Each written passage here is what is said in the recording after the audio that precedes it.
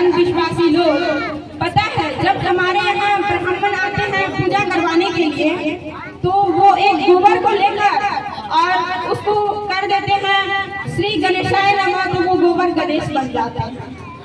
और तब भगवान भी वहाँ पे होते हैं, भगवान की मूर्ति भी वहाँ पे हो रही है। तो ब्राह्मण क्यों ना हम सभी जो नीचे तबके से आते हैं उनको भी कोई मंत्र लगाकर नीचे तबके का बना देते, तब मैं समझती कि हाँ भगवान है। अगर भगवान होते तो भगवान की मूर्त तो जब हम लोग पूजा करते तो भगवान की मूर्त निकलकर मूर्ति में से भगवान निकलकर कहते कि ये लोग भी इंसान है, स्त्रियां भी इंसान है, इन्हें भी कलम दो, कॉपी दो, ये भी पढ़े लिखे और आगे कुछ करे। क्या आप लोग कोई मस्जिद के मुलाना स्त्री को देखे हैं? क्या आप लोग सारी स्त्री को देखे हैं? क्या आप लोग कोई चर्च के पादरी स्त्री को देखे हैं? नहीं। तो मैं आप लोगों से पूछना चाहूंगी कि क्या राष्ट्रपति, DM, CM, IPS officer, collector, engineer, professor, teacher ये तो स्त्री को देखे हैं ना? तो हमें धर्म नहीं कुछ देती है, हमें जो भी कुछ देता है संविधान देता है। तो फिर धर्म को इतना मान्यता क्यों दी जाती है और संविधान को उतना मान्यता हमें अभी जनता की नजरों में आती ही नहीं है। जब आज हम इस कार्यक्रम को देखते हैं तो मुझे बहुत अंदर से दुख महसूस होता है। कितनी कम जनसंख्या यहाँ पे, क्या देखकर यह अच्छा लग रहा है? अभी थोड़ा दिन पहले बगल में उदयपुर गाँव है, वहाँ पे प्रवचन हुआ था। पता है वहाँ पे डेली सुबह से शाम तक लाखों की जनसंख्या में लोग रहते थे, लेकिन वहाँ क्या था? अंधविश्वास। क्या वहाँ जाने से हमारा जीवन सुख में हो सकता है?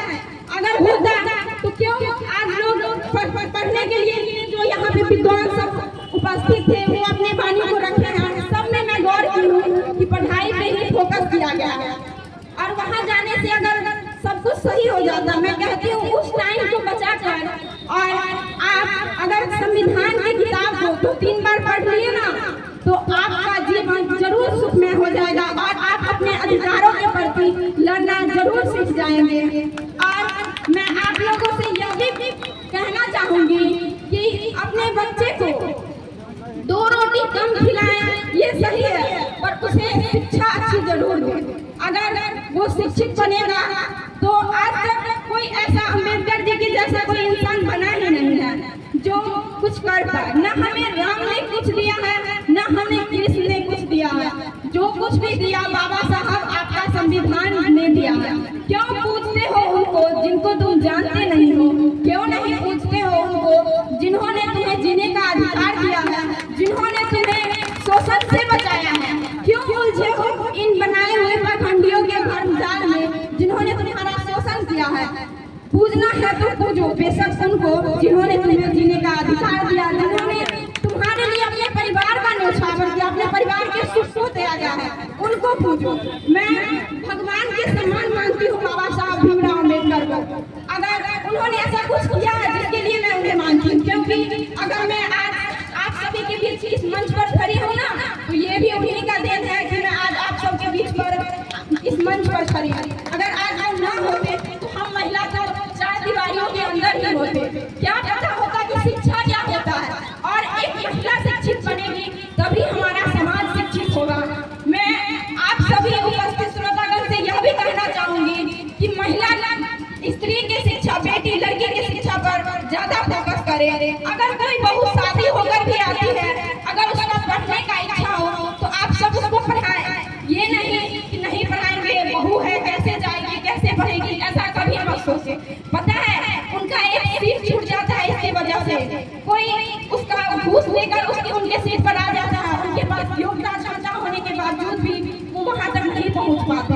इसी के लिए अपना सोच बदले। और मैं एक बात और कहना चाहूंगी, ताजमहल अगर प्रेम की निशानी है ना तो ये 14 अप्रैल की एक शेर की कहानी है। ताजमहल अगर प्रेम की निशानी है तो यह 14 अप्रैल की एक शेर की कहानी है।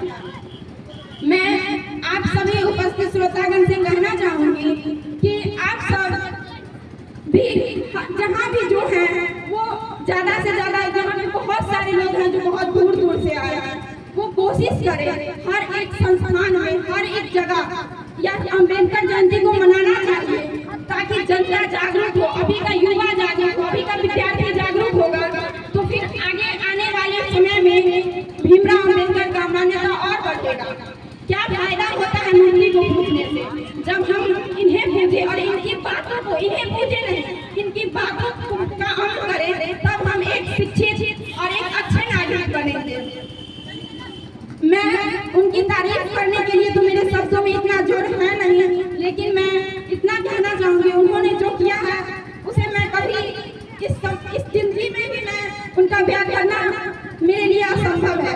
मैं इसीलिए आप सभी उपस्थित श्रोतागण को तहे दिल से धन्यवाद देना चाहूँगी कि अपना वो बहुमूल्य समय निकाल कर हम सभी को, नन्हे मुन्ने बच्चे को और हम सभी इस अम्बेडकर जयंती को